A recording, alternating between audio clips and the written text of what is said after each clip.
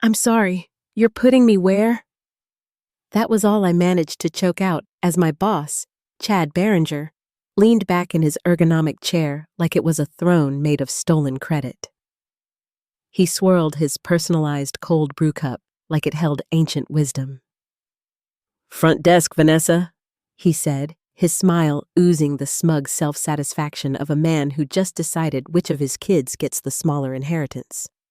"We're going through a strategic departmental pivot, and your warmth would be better leveraged in a client-facing capacity." Warmth. He said it 3 times, like I was a damn diffuser, like my 18 years of systems design, multi-platform deployment, and overnight server recoveries had all just been a lovely scented candle flickering in the corner of his little power fantasy. Now, I've been insulted before. I've had my code handed off without credit, been called intimidatingly effective by VPs who thought Python was a snake. But this was psychological napalm, a decapitation wrapped in synergy speak. And I knew exactly why it was happening. The Drift Cloud project, my project, had suddenly become too mission-critical to be handled by one person. And wouldn't you know it, Chad had oh so nobly stepped in to stabilize the implementation. He handed me the new schedule like he was giving me a door prize at a failed charity gala. 4 weeks of reception coverage, pending team restructuring outcomes. Translation: until I quit, or they found a cleaner legal route to kick me out entirely. My new name badge was already printed. I could see the smirk of the office coordinator, Jenny, smirking up at me from behind the glossy plastic. The laminate was still warm. They had planned this, probably microwaved it for added insult. "You're going to be an excellent frontline ambassador," Chad added, like I was a product on a shelf at Staples. I stared at him long enough for his contacts to dry out. And right then, between the faint scent of reheated lentil soup and the soft whir of his standing desk rising like a smug tide, I saw it. He was scared. Not of me, not yet, but scared of being ordinary. Scared that he'd already hit his ceiling and knew it. Chad was the kind of man who thought Ctrl+Z made him a developer. "Reception sounds warm," I said finally. I left his office with my jaw tight and my spine locked into place. As I passed the glass-walled conference room, I saw my former team being briefed on Chad's Drift Cloud model, my architecture, my diagrams, rebranded. I saw Troy from DevOps avoid my eyes, saw Amanda, my former mentee, staring down at the slides, then at the door, like she wasn't sure if she was an accomplice or a hostage. I didn't blame them. Not yet. The chair at the reception desk gave a groan like it had a soul, and that soul was done trying. The keyboard had crumbs in it. The mouse smelled faintly of hand sanitizer and despair. My inbox was flooded with onboarding documents I had personally rewritten 2 years ago. Taped to the monitor was a sticky note from the last receptionist. "Don't let the UPS guy flirt with you unless he brings donuts. He lies." I sat. My spine cracked like a snapped zip tie, and I stared forward, thinking about how far you can fall in a single Tuesday morning, from lead systems architect to glorified doorbell. Then I noticed something. The phones were ringing wrong, off pattern, panic rhythm. The internal sync between our tools and Drift Cloud servers was glitching. Uploads lagged, order forms missing timestamps, file backups misaligned by hours. That's when it hit me. Chad didn't steal a finished system. He stole a half-built prototype, and that half wasn't keeping up.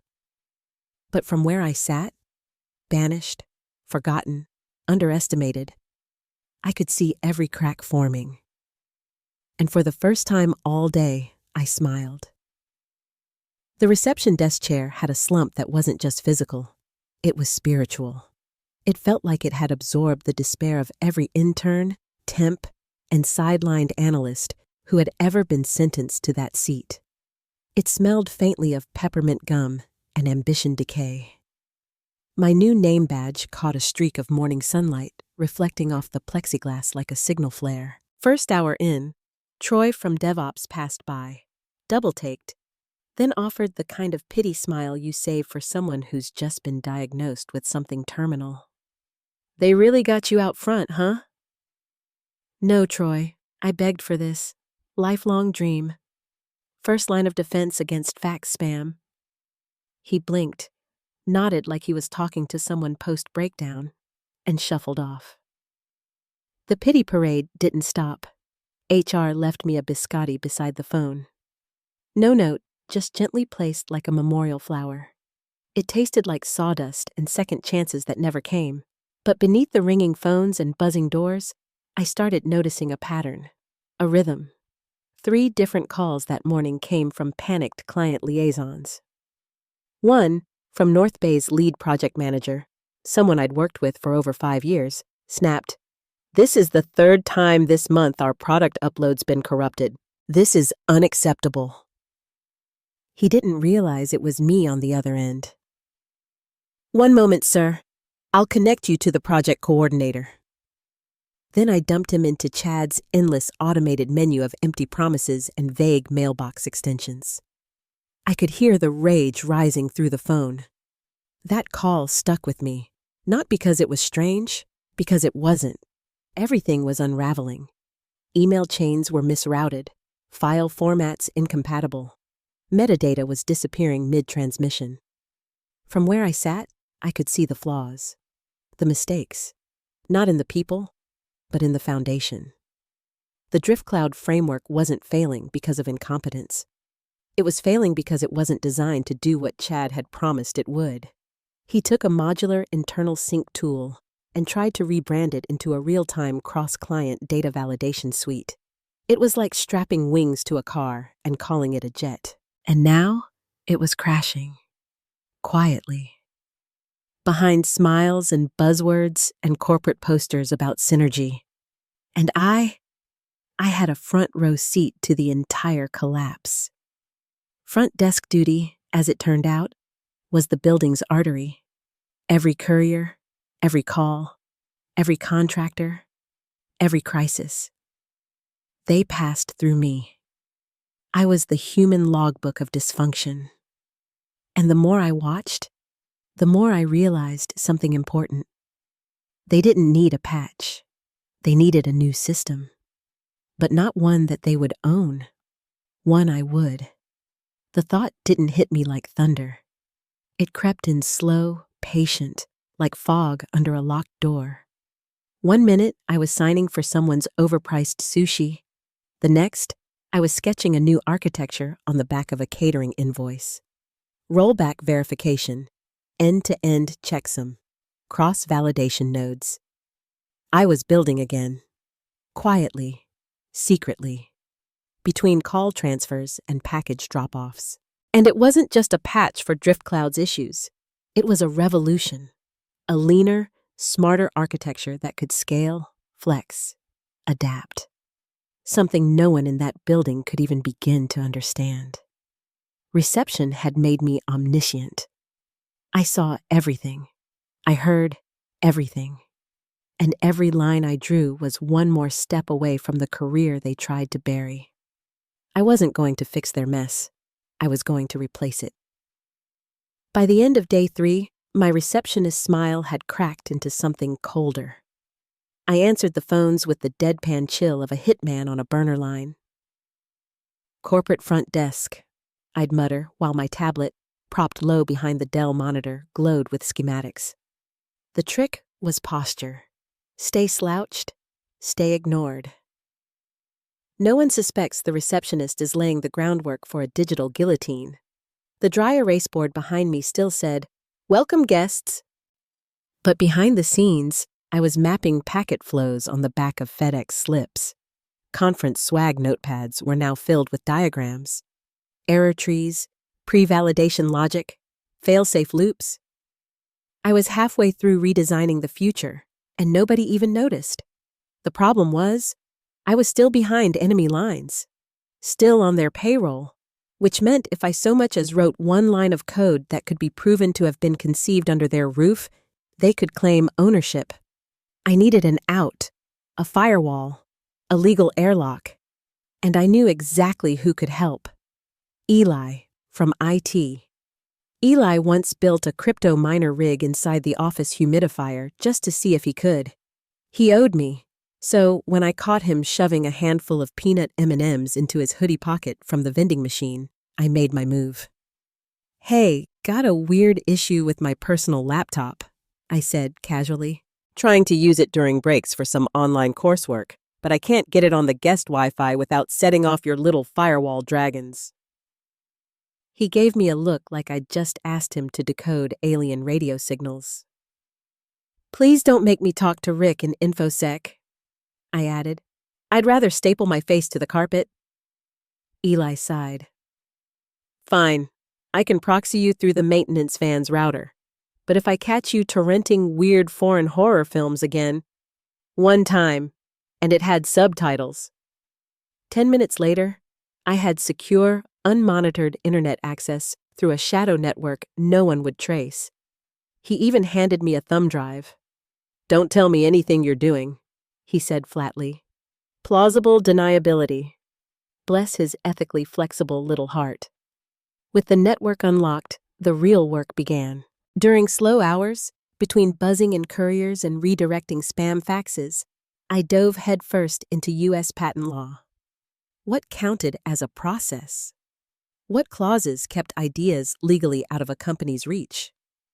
How could I file fast, cheap, and under the radar? I found loopholes so narrow you had to grease your ambition just to squeeze through them.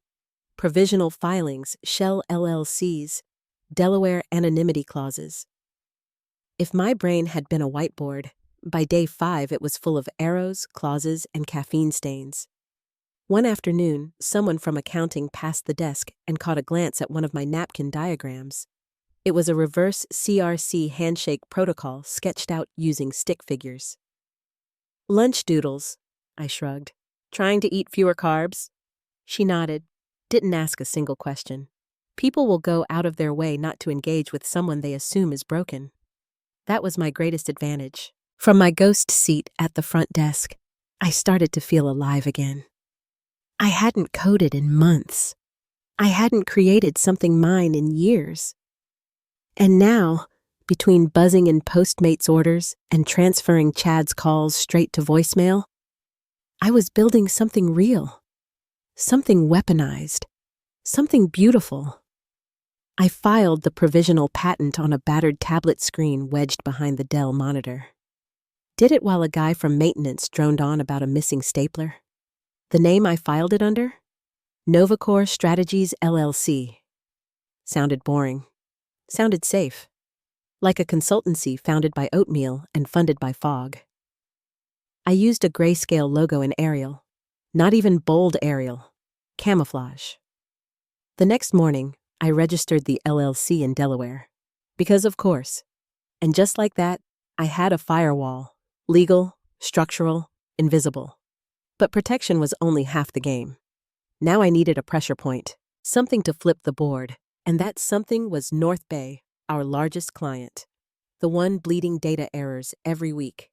The one I had quietly been logging, tracing, dissecting from the shadows. I didn't call them directly. That would be reckless. No, I used a burner phone. Spoofed number. Fake name. Voice slightly higher. Midwest twang. Think Linda from compliance, after 2 glasses of boxed wine. "This is Cassidy from Novacore," I said. "We've identified a catastrophic process flaw in your implementation pipeline, and we believe we can help." Didn't think they'd call back. But 2 hours later, during a fake printer calibration break, I was speaking to Russell Boone, North Bay's CTO. "Walk me through it," he said. So I did. Every glitch, every delay, every workaround that shouldn't exist. 15 minutes in, he asked, "Can you demo it by Thursday?" "Absolutely," I said. Translation: stay up until 3 a.m. building a pitch deck in the bathtub. The next 48 hours were a caffeine-fueled blur. I built a pitch deck so clean it could be used to sterilize surgical equipment. I crafted flowcharts, side-by-side failure comparisons, error trace logs I'd quietly scraped from publicly exposed debug endpoints. Not confidential, just embarrassingly sloppy. I made DriftCloud's current system look like duct tape holding together a Jenga tower during an earthquake. My system? Elegant, modular, idiot-proof. Designed not just to patch their issues, but to make the old framework irrelevant. I wrapped it all in corporate speak so dense it could qualify as a choking hazard. Layered checksum verification. Client-side authentication fallback protocols. Zero trust validation cycles. Basically, PowerPoint crack for enterprise execs. Thursday came. I wore a black blazer over my receptionist blouse and pajama pants. Angled the webcam just right to hide my name badge. I joined the call from a side conference room next to the vending machines. The webcam flicked on, and there he was, Russell Boone, North Bay's stone-faced CTO. Still looked like he hadn't smiled since 2003. "Thanks for making the time," I said, voice cool and professional. Like I billed $500 hour just to tell people their API calls were trash. He nodded. "You're with Novacor?" "That's right, compliance architecture and validation specialists. Quiet work, white label only." Technically true, because I didn't exist 96 hours ago. I watched his face as he clicked through my deck, brows tightening, then lifting, then twitching like he'd just seen a glimpse of the future. "This would eliminate 95% of our current validation failures," he muttered. "Minimum," I replied, tapping one of the diagrams. "Your bottlenecks stem from upstream file schema mismatches that cascade into revalidation loops. You're correcting manually for what should be caught at origin." He leaned back, that lean, the kind that says, "My whole worldview just shifted, and I'm trying to play it cool." "We've been fixing symptoms, not the system," he murmured. "Common issue," I said with a soft shrug. "Legacy infrastructure builds in layers, like a hoarder's attic. Our solution clears the path." There was a pause, furious typing. Maybe he was pulling internal benchmarks, or maybe he was Googling how to marry a systems consultant.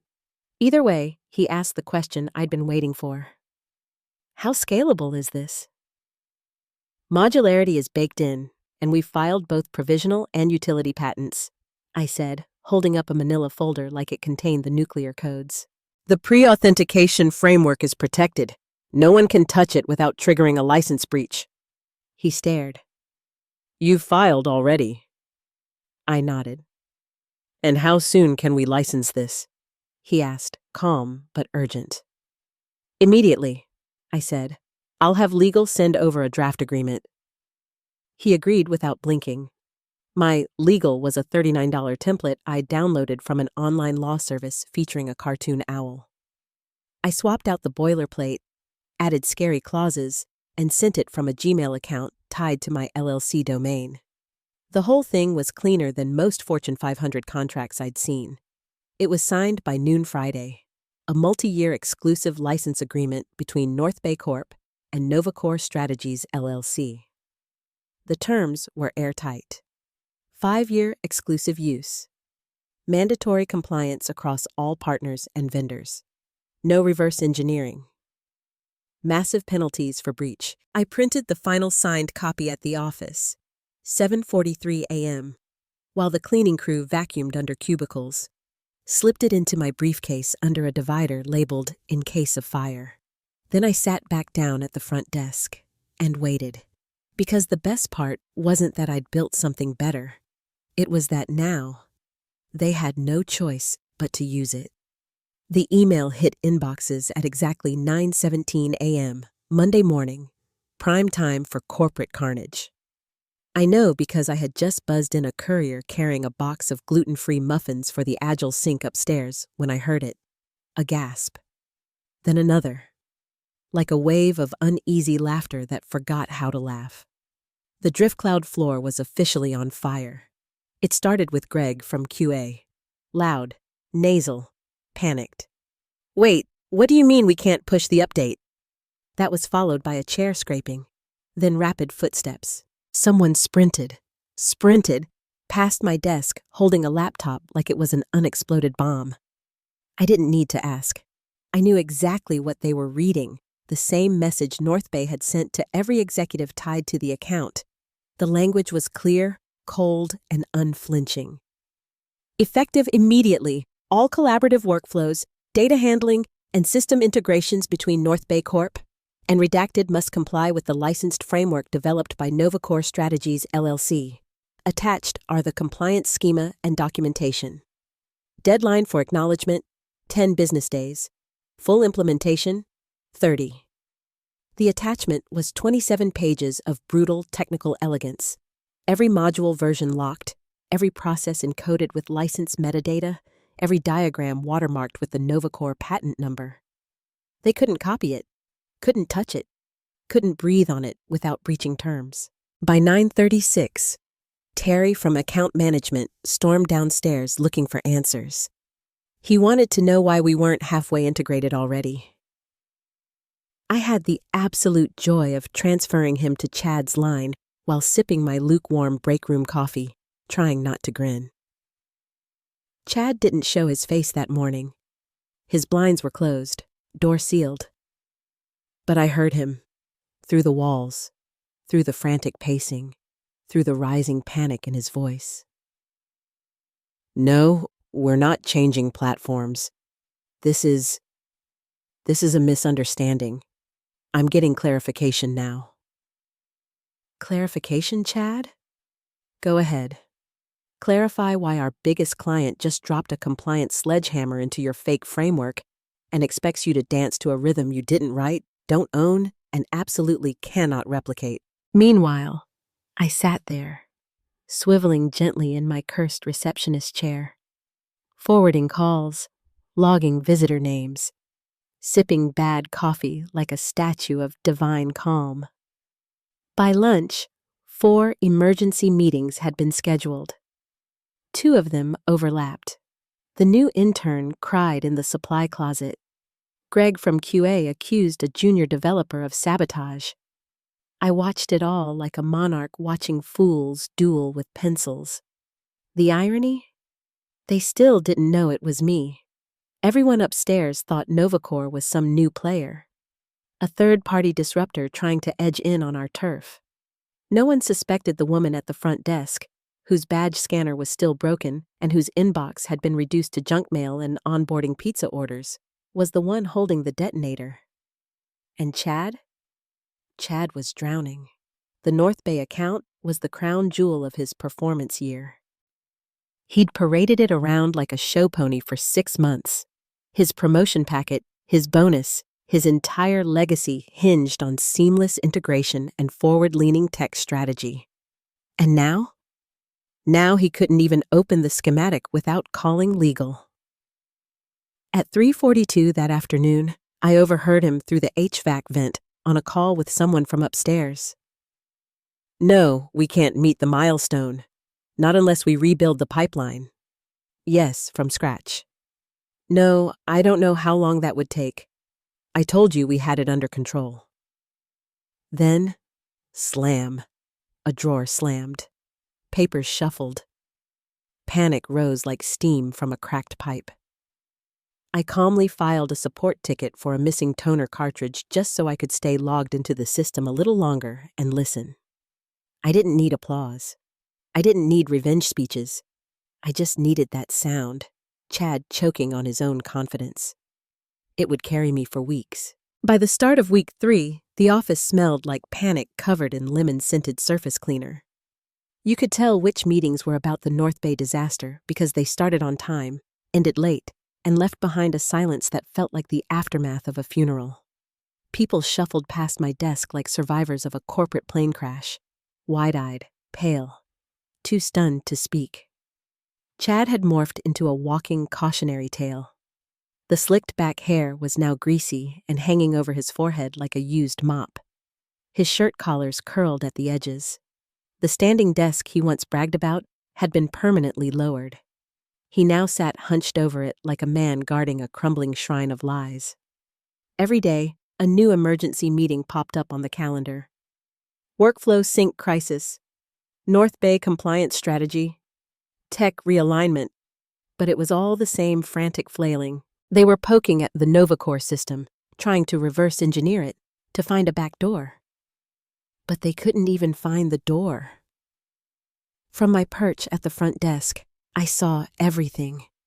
Heard the whispers. Watched the meetings fill and drain like a sinking ship. Russell Boone's emails were becoming sharper, more urgent. Timeline slippage will not be tolerated. Our expectations were made clear in the license. At one point, Chad marched into a glass-walled conference room with a whiteboard full of scribbled nonsense. Half code, half spaghetti. A junior PM followed behind with a stack of printouts and an expression like she'd just seen a ghost. Someone from legal whispered near the printer. "We can't even reference the NovaCore logic without risking a clause breach." Another engineer muttered in the kitchen. "Did you hear North Bay's CTO asked, 'Who the hell built this?'" And no one could answer. Yes, they were finally asking the right question. And the answer was sitting 12 feet from the break room, sipping gas station coffee and signing for bulk orders of quinoa salad while they all panicked like headless chickens. At one point, they even hired a third-party dev team to analyze system congruency. The outside firm got stonewalled by NovaCore's cryptographic logging and encrypted node verification. Every attempt to trace or replicate a process triggered legal alerts. One dev reportedly asked, "Are we sure this wasn't designed by DARPA?" Even better, they briefly floated the idea of rehiring me under the radar. One of Chad's minions proposed bringing in a former senior architect who might help decode parts of the system. Legal shut it down immediately. The license clauses were brutal. Any unauthorized contact with NovaCore's known associates, even speculative, would constitute a breach. I didn't lift a finger. I didn't have to. The system had become a fortress, with spikes on the walls, moats filled with license clauses, and flaming arrows of indemnity raining from above. Meanwhile, I sat quietly, 12 feet from the epicenter, pretending to care about package deliveries and coffee machine errors. It wasn't anger anymore. That had burned away by week 1. What I felt now was cold, clear, surgical. I watched Chad's calendar fill up with increasingly desperate meeting titles. North Bay Reconciliation Huddle. Vendor Transition Risk Assessment. IP Overlap Review. I overheard someone joke that maybe North Bay would just license NovaCore directly and cut us out entirely. If only they knew. I was still invisible. Still the receptionist. Still the woman who buzzed in catering orders while engineering the slow-motion implosion of a man's career. They had no idea I was the ghost in the machine, and I wasn't finished. I wasn't in the room when it happened. Didn't need to be. I had imagined it 100 times, each version sharper, more cinematic than the last. The long pause before the reveal. The slow-motion shift in Chad's expression as the world tilted underneath him. I was at my desk, sipping a flat Diet Coke and pretending to label printer toner cartridges when the emergency patent breach risk assessment meeting popped onto the internal calendar. Invite only. Priority, red. Location, legal conference room, A. 7 names, Chad's included. I pulled up the fisheye security cam feed from the receptionist panel, watched them file in, folders clutched, faces grim. Chad sat dead center, collar wrinkled, fingers twitching. The door closed. I imagined it started like this. We completed our trace of the registered entity behind NovaCore Strategies, LLC. Pause. The sole filing agent, registered patent holder, and listed owner of all system architecture related to the NovaCore framework is Vanessa Hart. I pictured the silence in that room stretching so tight it might snap. Chad's mouth parting slightly, his heartbeat slowing just enough to feel it. That moment when the name lands and time splits in half. Before Vanessa, after Vanessa. The woman he thought was safely out of the way. The woman answering his phone calls. The woman printing his name tags. The woman engineering his downfall from 12 feet away. I imagined the blood draining from his face like someone pulled the plug. His lips moving, but no sound. The legal rep continuing. All IP protections were filed under her name. She's under no obligation to disclose anything further. Someone might have asked, "Does she know we know?" Legal would answer flatly, "We assume she does." He didn't scream. He didn't argue. He just sat there, blinds drawn, chair too big for him now, folder with my name on it open in front of him like a personal obituary.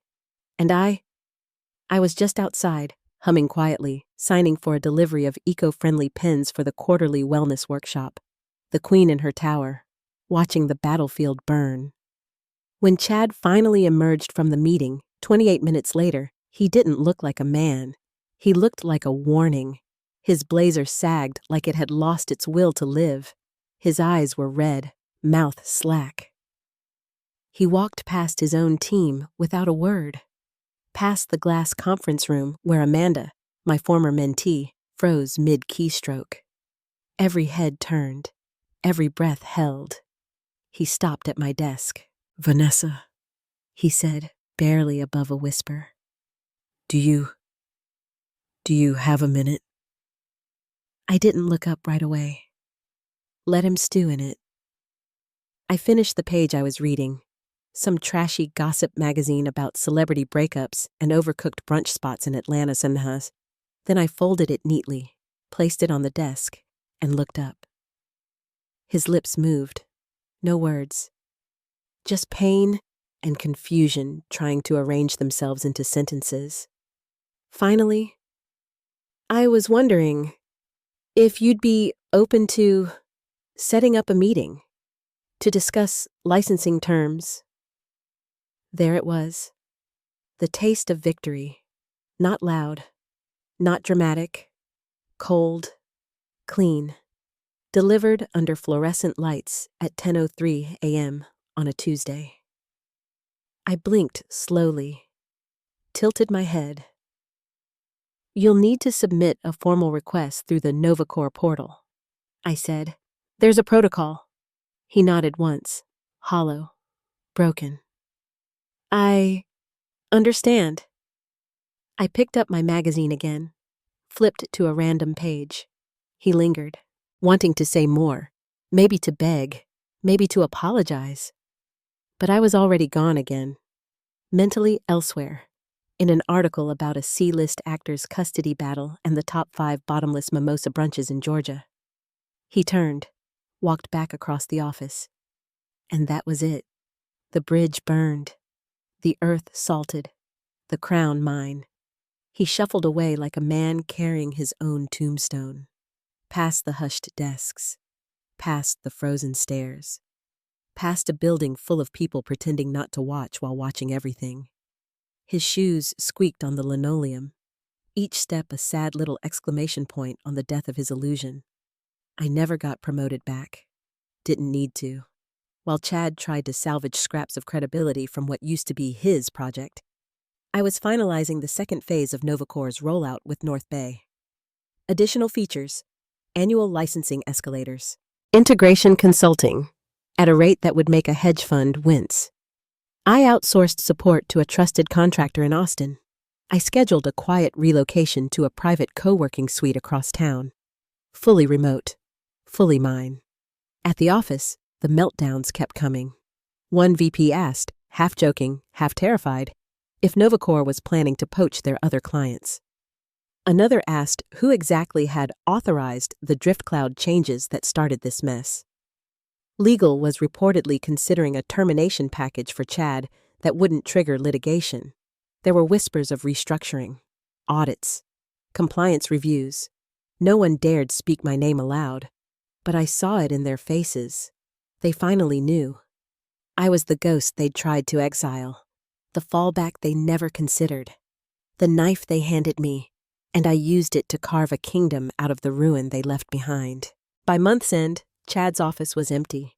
No farewell email, no send-off party, Just a memo from HR about leadership transition and a new buzzword-laden initiative to restore technical trust. They brought in a new guy, younger, nervous, used phrases like quick wins and disruption-friendly architecture. I buzzed him in on his first day, smiled, and said, "Welcome aboard." He blinked, nodded, moved on, didn't recognize me. Just another receptionist. Perfect.